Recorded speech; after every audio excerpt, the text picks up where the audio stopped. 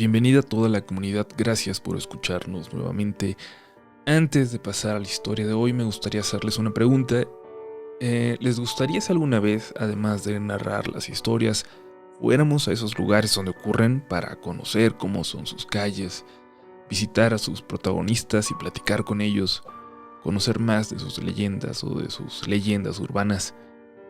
Claro, sería solo de vez en cuando, pero nos encantaría saber si esto es algo que estarían interesados en ver.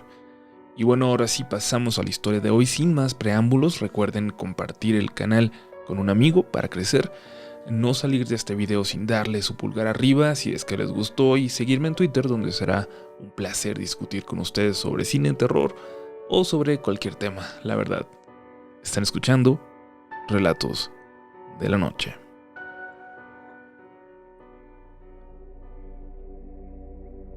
La siguiente historia la conozco desde que era niño y le ocurrió a mi abuelo. Bueno, mejor dicho, a todo el pueblo, cuando él apenas era un adolescente. Sucedió en un pueblito muy pequeño del estado de Puebla, aquí en México. Uno de esos pueblos lejos de la ciudad que hoy en día han visto emigrar a casi todos sus antiguos habitantes. De esos que hoy parecen una cicatriz en el monte, una marca en el tiempo sobre la tierra. Un recuerdo nada más. Debe haber ocurrido cerca de la década de los 50 por mis cálculos. Dice mi abuelo que el pueblito estaba en bonanza. Se producía mucho que se vendía bien en la ciudad. Se pusieron algunos negocios y entre todos arreglaron la capilla, uno de los pocos edificios en pie al día de hoy. En esos días, un domingo después de dar misa, sonaron las campanas de la pequeña iglesia. El padre Julián había muerto. Era un sacerdote anciano que había estado en el pueblo desde antes de que muchos de sus habitantes nacieran. Uno de esos pilares que todos habían dado por sentado y que de pronto al morir los dejó sorprendidos y desamparados. Nadie en el pueblo sabía cómo proceder. Apenas el médico intentó responsabilizarse de algo como otra figura de autoridad y se encaminó a la capital para avisar y que la iglesia tomara las acciones correspondientes. Salió esa misma madrugada. Apenas llegaría a Puebla con el amanecer. Y tan solo unas horas después, la madrugada del martes, el pueblo recibiría una sorpresa. Se corrió la voz. Había movimiento en la iglesia. Cuando fueron a revisar, casi linchan por error a un padrecito joven de unos 40 años, que les avisaba que sería el nuevo sacerdote del pueblo. Se disculparon y lo dejaron seguir haciendo sus movimientos. Quién sabe qué tanto movía, pero tenía un desastre en esos cuartitos traseros donde había vivido todos aquellos años el anterior padre. Anduvo moviendo el resto de la noche, y con los primeros rayos del sol dejaron de escuchar el movimiento. A mi papá y a Genaro, su mejor amigo, les llamó mucho la atención. Los dos habían sido monaguillos del padre Julián, le tenían mucho cariño.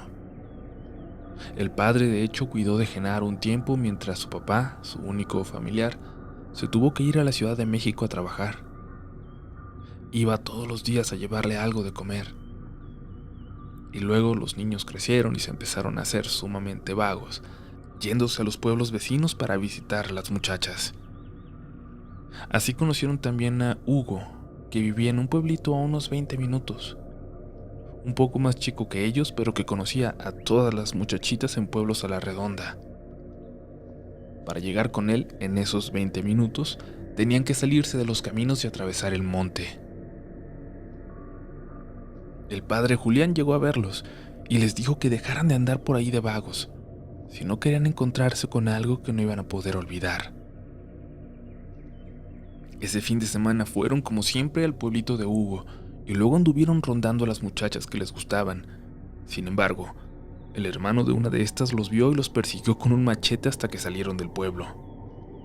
Hugo estaba muy asustado, pues este muchacho lo conocía y estaba seguro de que iba a ir a buscarlo a su casa. Genaro lo invitó a quedarse esa noche con él y con su papá. «Regresas ya mañana, en la tarde, que se calmen las cosas», le dijo. Y justo estaban en eso cuando vieron al hermano aquel acercarse con un grupo de señores del pueblo. Iban por ellos. Se salieron del camino y empezaron a correr hacia el monte, entre los árboles, esperando escapar por esa zona que ellos conocían bastante bien. Subieron y subieron por el cerro hasta que ya no escucharon a nadie. La noche ya los había agarrado y ya no tenían idea de cómo regresar, de cómo hacerlo rumbo a su pueblo al menos, así que prendieron una fogata y decidieron quedarse ahí hasta que la luz de la mañana los ayudara a orientarse de nuevo. Durante toda la noche los despertaron gritos de hombres. Pensaron que seguramente los seguían buscando, pero el lugar en donde estaban era lo suficientemente inaccesible, incluso si llegaran a descubrir su fogata. En cuanto aclaraba, Hugo los despertó, y ya entonces fue mucho más sencillo encontrar el camino a casa. Sin embargo, cuando llegaron al pueblo se toparon con una conmoción.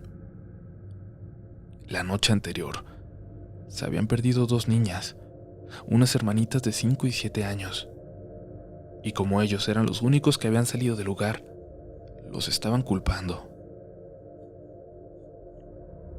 Mi abuelo no supo nada por un buen rato, pues en cuanto llegaron, le dieron un golpe que lo dejó inconsciente. Despertó horas después lleno de sangre, sintiendo como si el cerebro se le quisiera salir de la cabeza.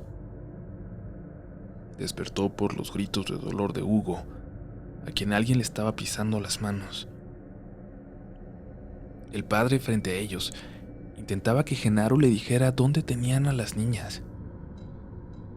Genaro le pedía que lo confesara, que le iba a decir todo lo malo que había hecho, pero que no sabía nada de esas niñas. Y entonces el sacerdote dejó que se lo llevara el padre de las niñas perdidas. «Ay, mijito, a ver si él sí te convence de hablar», le dijo, y entonces volteó hacia mi abuelo. «Ven, hijo, sigues tú», le dijo sonriendo como si no estuviera a punto de torturarlo, como si solo fuera a platicar con él. Mientras mi abuelo moría de miedo y escuchaba a Genaro gritar afuera, otros gritos se le unieron. Era el doctor, también el papá de Genaro, y entonces el sacerdote salió a ver qué estaba ocurriendo. El doctor, que conocía bien a los muchachos, había ido al pueblo vecino, al pueblo de Hugo. Ahí se encontró con el grupo de hombres que bajaban del cerro apenas, y al preguntarles, sacaron pronto conclusiones. Los señores les dijeron que habían correteado a los muchachos desde la tarde anterior, toda la noche, y que vieron la fogata que armaron en un risco al que ellos no habían podido subir. «Mire, padre, estos son unos vagos buenos para nada, pero no se llevaron a nadie», dijo el hermano de la chica del día anterior, todavía con el machete en la mano como esperando una señal del doctor. El padre, con sus manos sobrenaturalmente huesudas, se limpió sus lentes y tan solo dijo: «Vaya, parece que estamos buscando en el lugar equivocado entonces». Y así, sin disculparse, los dejó ir. Luego supieron que mandó a llamar a un borrachito del pueblo, porque seguro tenía algo que ver, había dicho. Esa noche mi abuelo fue a ver a Genaro, y es que le preocupaba cómo había seguido, pues la golpiza que le dieron había sido tremenda. Por todo el pueblo retumbaban los gritos de dolor del borrachito. Era de esos lugares donde solo hay un policía, y termina siendo siempre lo que el padre le dice. Al acercarse al caminito que daba a la casa de Genaro, mi abuelo vio algo. Era una señora muy alta caminando con 2 pequeñas figuras de la mano, dirigiéndose hacia el cerro. Eran las niñas perdidas. Mi abuelo dio media vuelta y fue a despertar a la única persona que, a esas alturas, pensaba que le podía creer: el doctor. Sin embargo, nadie salió de su casa. Tampoco estaba su carrito en la parte de atrás donde lo guardaba. Así que siguió corriendo a casa de Genaro, y después de tocar un rato salió su papá. Genaro estaba muy mal y apenas se había podido quedar dormido, así que prefería que descansara. Mi abuelo le confesó al señor lo que acababa de ver, y luego de preguntarle si estaba seguro, este le dijo que lo esperara. Con el único policía del lugar encerrado en la iglesia, haciéndole quién sabe qué a aquel pobre señor. Solo ellos dos podían correr para alcanzar a esas niñas antes de que se alejaran demasiado. Salió con sus botas puestas y una chamarra gruesa, y caminaron hacia la montaña. Luego de andar casi una hora, escucharon llantos a lo lejos y comenzaron a seguirlos, pero no vieron nada. Incluso cuando los escuchaban ya como si estuvieran justo frente a ellos. Era como una burla macabra, escuchar a esas niñas a su lado y no poder hacer nada por ellas. Los venció el cansancio cerca de las 2 de la mañana y decidieron regresar. Mi abuelo no había podido descansar en ya mucho tiempo. Y de nuevo, como la última vez que mi abuelo había bajado del cerro, había un escándalo por todo el pueblo. La gente estaba fuera de sus casas, pero esta vez el padre no aparecía por ningún lado. Ahí andan todavía las brujas otra vez, gritaban. Y todos miraban hacia los árboles del monte que rodeaba el pueblito en todas direcciones. Hasta Genaro se había despertado, asustado por no encontrar a su papá. Dicen que andaban unas mujeres brincando por los techos, que se asomaban por las ventanas de las casas con niños, dijo. Y ahora van todos al kiosco. Era un pueblito muy pequeño, y ya toda la gente parecía estar reunida en el kiosco del centro cuando ellos llegaron. Estaban asustados todos, con los niños en brazos, cuando por fin llegó el sacerdote. Su ropa se veía muy sucia, como si recién hubieran dado entre la tierra. Efectivamente, hijos, hay unas mujeres que vienen por los niños del pueblo.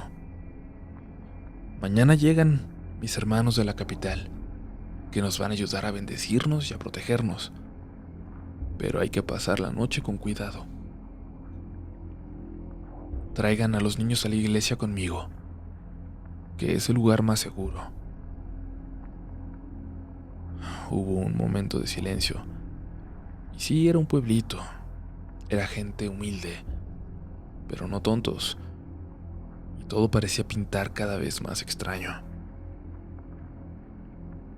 La gente se empezó a retirar a sus casas, pero sí hubo un par de familias que llevaron a los niños a la iglesia.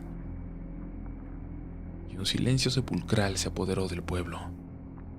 El padre cerró bien las puertas de madera de la iglesia. Será una noche difícil, les dijo los padres, antes de dejarlos del lado de afuera. Y las familias se plantaron ahí, en las puertas. Iban a protegerla de quienes quisieran entrar y también iban a revisar que nadie quisiera salir. Cuando amaneció, la iglesia ya estaba rodeada de gente tocando, pero nadie respondía. Parecía que ya no había nadie dentro. Eventualmente, ante la desesperación, el pueblo echó las puertas abajo y no había nadie. Lo único que había en la iglesia era una peste a putrefacto. En el sotanito encontraron al borracho del pueblo, molido a golpes. Su cara ya no tenía forma. Tan solo le reconocieron por la ropa que usó todos los días de ese último año. Del sacerdote y de los niños no había señal, tampoco rastros de por dónde hubieran podido salir. El olor a podrido, a carne descompuesta, provenía de las figuras religiosas, las cuales tuvieron que quemarse. Se buscó por kilómetros y kilómetros a la redonda y nunca encontraron a nadie, a ningún niño, ni rastros del padre. Pero la policía sí encontró algo. En la punta de un cerro cercano había un cuerpo crucificado. Era el padre Julián. Mi abuelo agradece que al menos no le hubieran hecho eso estando vivo, aunque no estaba seguro de que hubiera muerto de forma tranquila. Esa tarde regresó el doctor al pueblo, acompañado de otro cura. Se enteró de que no habían enviado aún un reemplazo del padre Julián. Llegaron más personas de la iglesia, que revisaron de arriba a abajo, y solo terminaron llevándose el cuerpo del padre Julián, con permiso de la policía. Nunca más enviaron a otro padre al lugar. El policía del pueblo tampoco apareció, y nunca más hubo el más mínimo rastro de ese padre con cara de diablo que habitó por algunos días entre ellos. Lo que el pueblo sí siguió escuchando eran risas en las noches sin luna, en las más oscuras. Risas de mujeres que provenían de ese monte espeso que lo rodeaba en todas direcciones. Alguna gente del pueblo mencionó también los llantos de los niños en el bosque, que parecían no salir de ninguna parte. Y la gente se empezó a ir. Algunos terminaron en otros pueblitos, otros en la capital del estado, y unos más, como mi abuelo y su madre, terminaron aquí en la Ciudad de México. Pero dice que el mismo Genaro, a quien se encontró hace unos 20 años, le dijo que aún hay una o dos familias allá en el pueblo, algunas casitas en pie, de esas que estaban en las afueras. Pero eso quiere decir que aún, si tomas un mal camino entre pueblos en esa zona, puedes pasar por ese lugar, por ese pueblo fantasma que parece haberse perdido en el tiempo. Quién sabe si las risas de las mujeres seguirán acercándose al pueblo, a burlarse de la fe que alguna vez lo mantuvo. Quién sabe si se seguirán escuchando esos llantos de inocentes que terminaron pagando por los errores de sus padres. Mi abuelo sigue poniéndose triste, muy triste cada vez que cuenta la historia. Gracias por prestarle atención a estas palabras, pues, aunque la escribo yo, siento que todos ustedes están escuchando a mi abuelo contarla. Que tengan muy buenas noches.